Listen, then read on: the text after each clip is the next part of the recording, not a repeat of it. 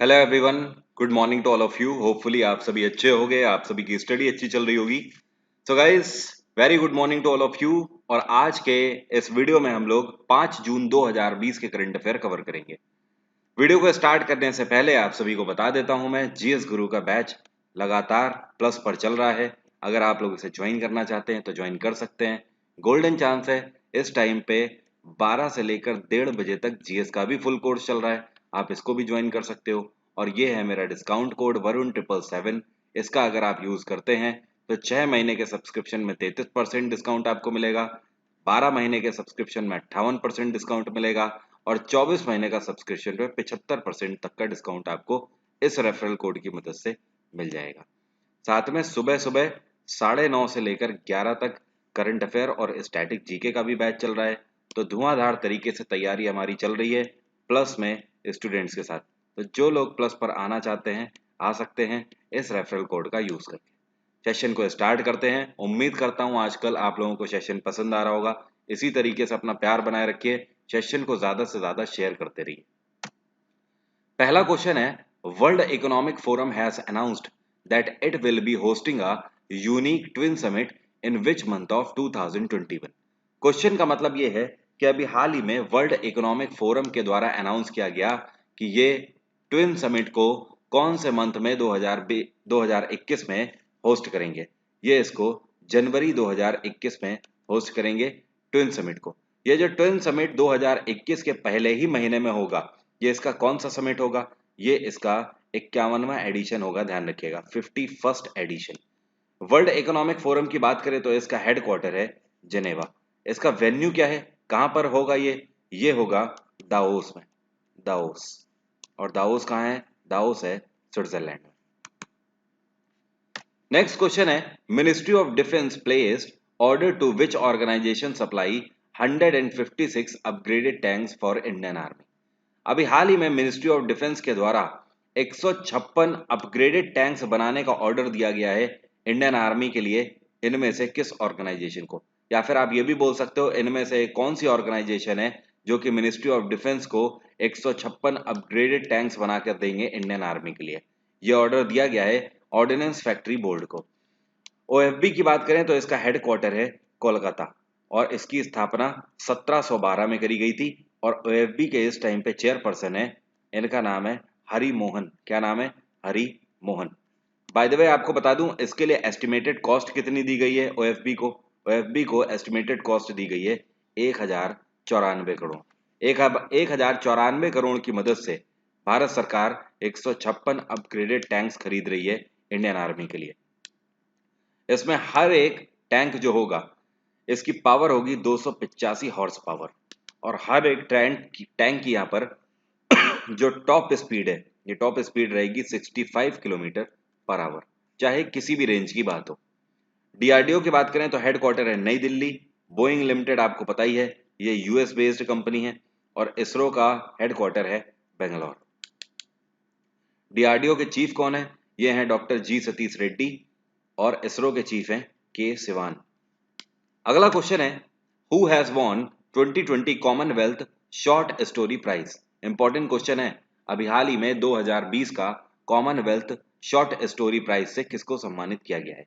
ये सम्मानित किया गया है भारतीय फेमस राइटर कृतिका पांडे को। क्या नाम है? Kritika Pandey. Kritika Pandey has been awarded with 2020 Commonwealth short story prize. इनकी एक फेमस स्टोरी है, इसका नाम है the great Indian tea with snakes. इस स्टोरी को काफी प्रोत्साहन मिला है और इसी स्टोरी की वजह से इनको कॉमनवेल्थ शॉर्ट स्टोरी प्राइज से सम्मानित किया गया है। क्या नाम है इनका? कृतिका पांडे। साथ में ये भी ध्यान रखिएगा ये कहाँ से बिलोंग करती हैं? ये झारखंड से बिलोंग करती हैं। झारखंड में रांची से बिलोंग करती हैं। अगला क्वेश्चन है, which Indian NGO has won world no tobacco day award 2020 by world health organisation.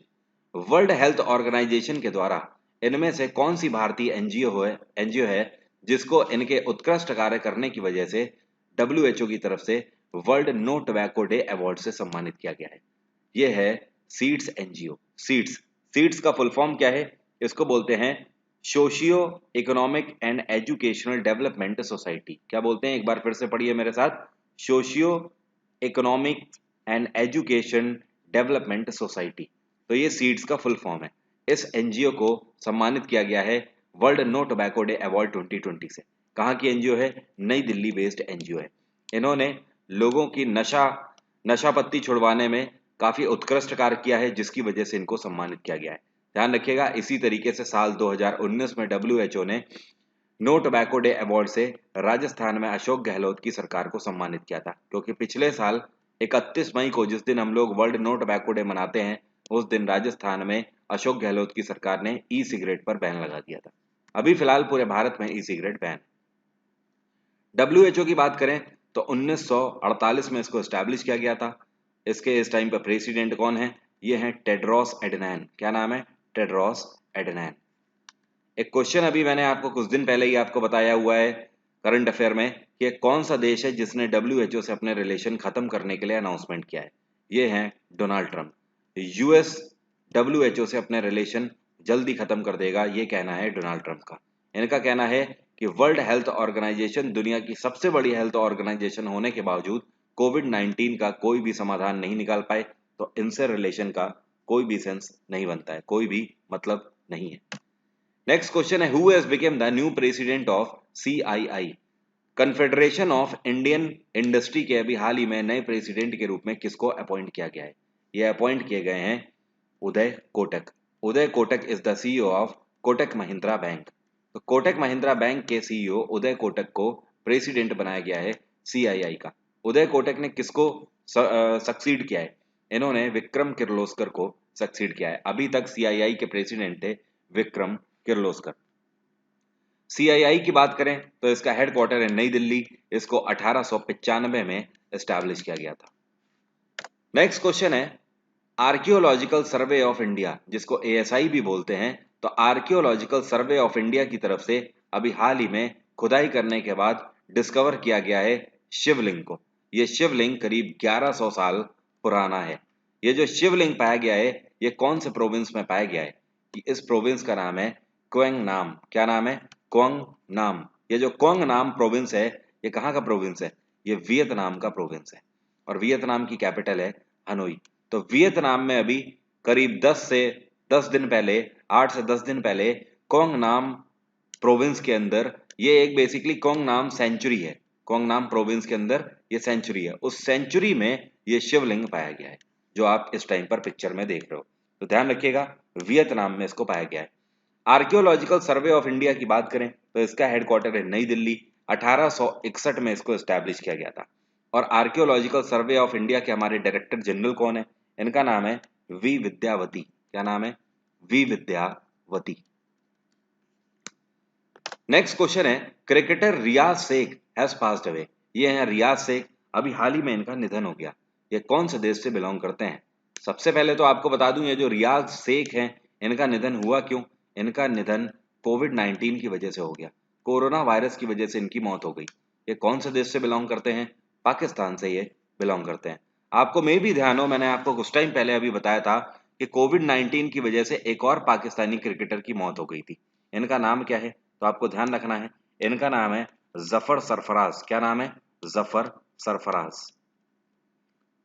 तो अभी तक पूरे वर्ल्ड में अगर बात करें तो कोविड-19 की वजह से किस देश के क्रिकेटरों की मौत हुई है? ये पाकिस्तान के 2 क्रिकेटरों की मौत जल्दी से अभी पिछले 60 दिनों के अंदर हो गई है। पहले हैं जफर सरफराज और दूसरे अब हैं रियाज शेख। दोनों कोविड पॉजिटिव थे। एंड बाय द वे, रियाज शेख की अगर बात करें तो ये अपने रिटायरमेंट के बाद मोइन खान की क्रिकेट एकेडमी में एज अ कोच सर्व कर रहे थे। तो अभी हाल ही में इनका निधन हो गया।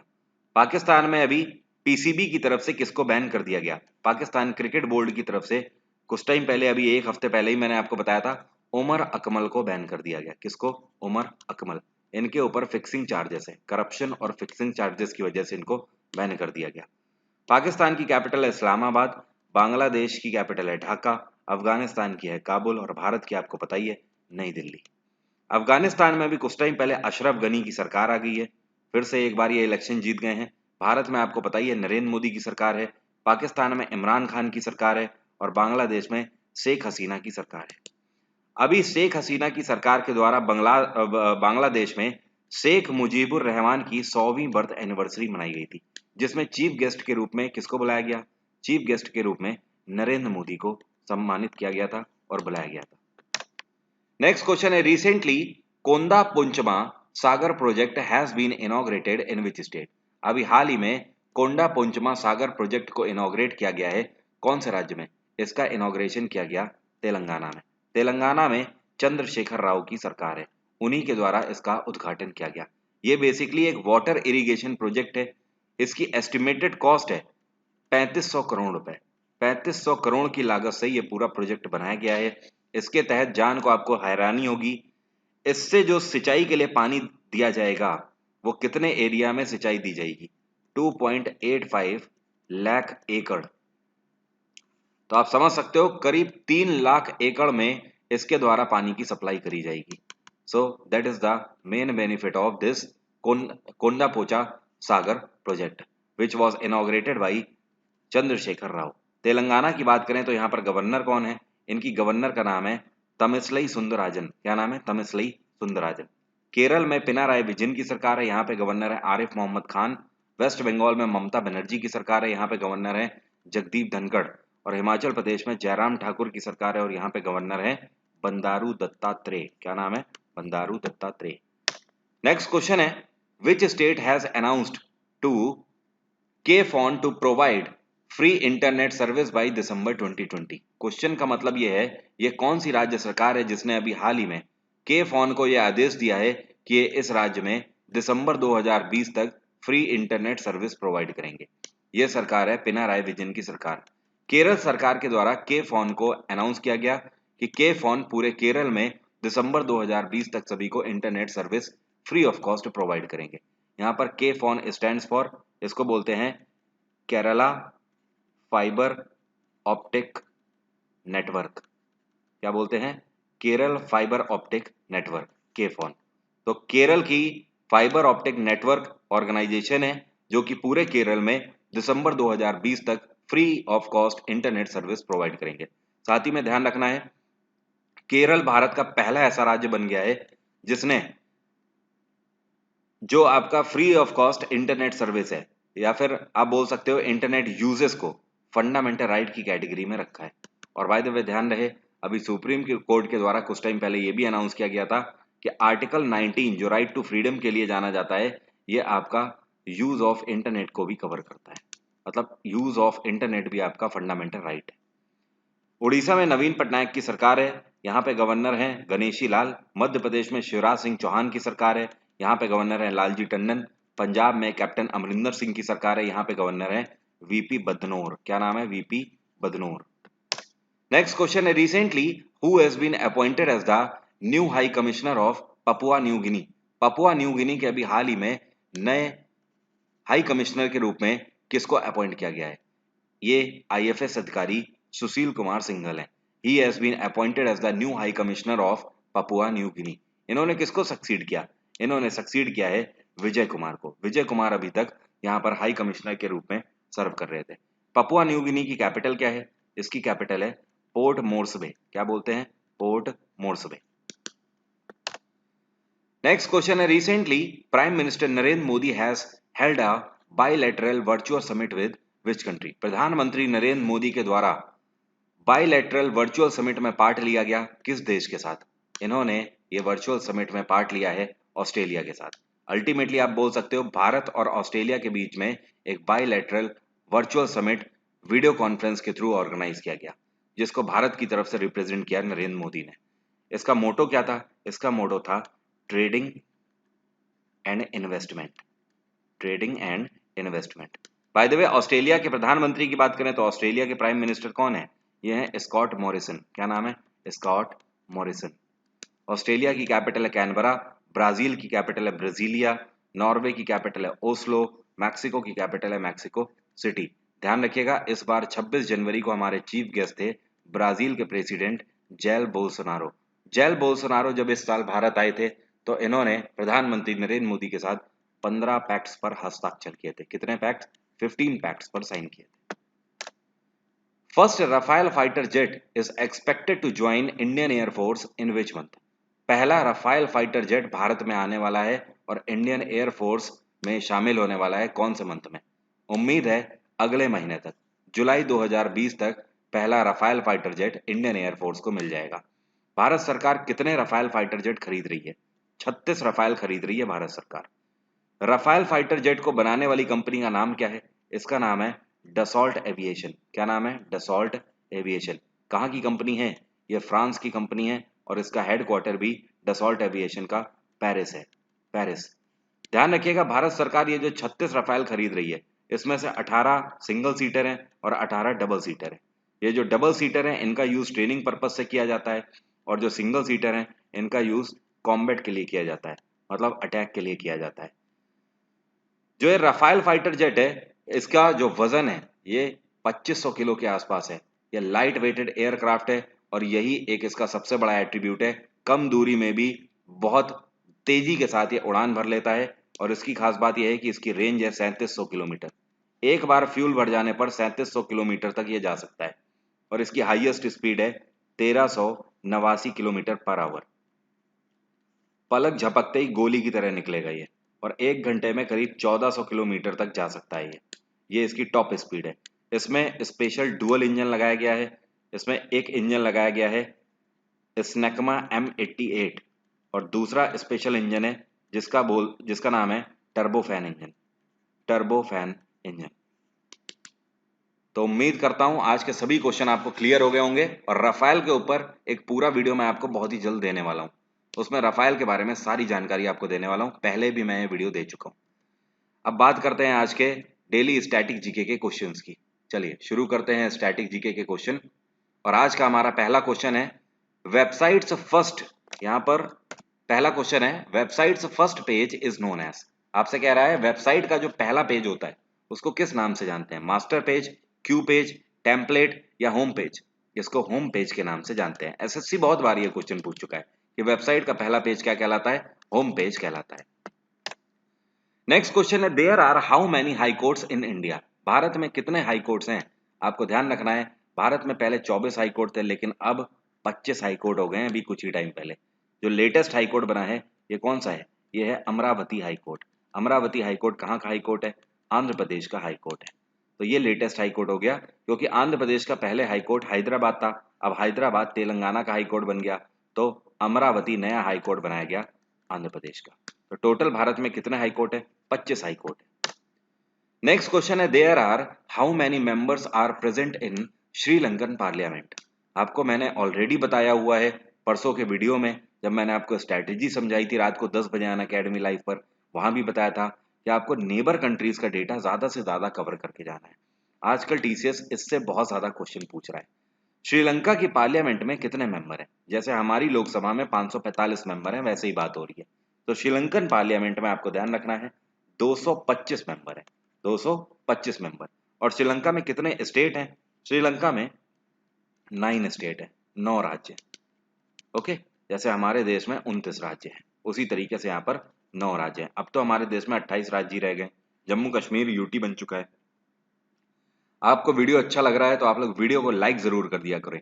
लाइक करना यार मत भूला करो, जब आप लोग लाइक करते हो ना तो मुझे मोटिवेशन मिलता है। दबा के जरा लाइक करिए और वीडियो को शेयर जरूर किया करो। आप लोग अपने सभी सोशल मीडिया प्लेटफॉर्म पर शेयर करिए, बस इतनी हेल्प करते रहिए मेरी। बाकी मेरी तरफ से आपको फुल सपोर्ट मिलता रहेगा करंट अफेयर में। अगला क्वेश्चन है when was constitution of Pakistan enforced. आपसे कह रहा है पाकिस्तान का जो कॉन्स्टिट्यूशन है, जो संविधान है, इसको कब अप्लाई किया गया था? इसको लागू कब किया गया था? इसको लागू किया था, ये तारीख थी 23 मार्च 1956। पाकिस्तान के बनने के पूरे 7 साल बाद, पूरे 7 साल लग गए थे पाकिस्तान का कॉन्स्टिट्यूशन बनाने में। तो after 7 years it was levied on 23 of March 1956। तो ये डेट बहुत ध्यान रखिएगा, ये क्वेश्चन बनता है कि पाकिस्तान का कॉन्स्टिट्यूशन कब एनफोर्स्ड किया गया था? 23 मार्च 1956। Which part of Indian constitution is known as Magna Carta. इनमें से कौन सा पार्ट है भारतीय संविधान का जिसको मैग्ना कार्टा के नाम से जाना जाता है? देखो, मैग्ना कार्टा का कंसेप्ट ये है कि ब्रिटिश कॉन्स्टिट्यूशन जो है उसकी समरी को ब्रिटिशर बोलते हैं मैग्ना कार्टा, मतलब वो उनके कॉन्स्टिट्यूशन का सबसे इंपॉर्टेंट पार्ट है। सिमिलरली हमारे संविधान का सबसे इंपॉर्टेंट पार्ट है फंडामेंटल राइट, और फंडामेंटल राइट कॉन्स्टिट्यूशन के हमारे पार्ट 3 में लिखे हुए हैं। तो इस वजह से हम लोग भी पार्ट 3 को क्या बोलते हैं, Magna carta of Indian constitution के नाम से जानते हैं। उम्मीद करता हूं सभी क्वेश्चन आपको क्लियर हो गए होंगे आज के। फर्दर कोई भी डाउट है तो आप मुझसे कमेंट बॉक्स में पूछ सकते हो। Thank you so much. ये है मेरा डिस्काउंट कोड। अन अकेडमी पर किसी भी सब्सक्रिप्शन के लिए आप इसका यूज कर सकते हो। UPSC, state PSC, RRB, NTPC, banking, SSC, किसी के लिए भी, साथ में कोई भी आपका जानने वाला हो जो कि अन अकेडमी पर सब्सक्रिप्शन लेना चाहता हो, उसका मेरा डिस्काउंट कोड जरूर फॉरवर्ड करते हैं, वरुण 777 यूज करने को बोले। Thank you so much. Have a nice day. Take care. Bye bye. कल फिर से मुलाकात होगी सुबह 6 बजे 6 AM।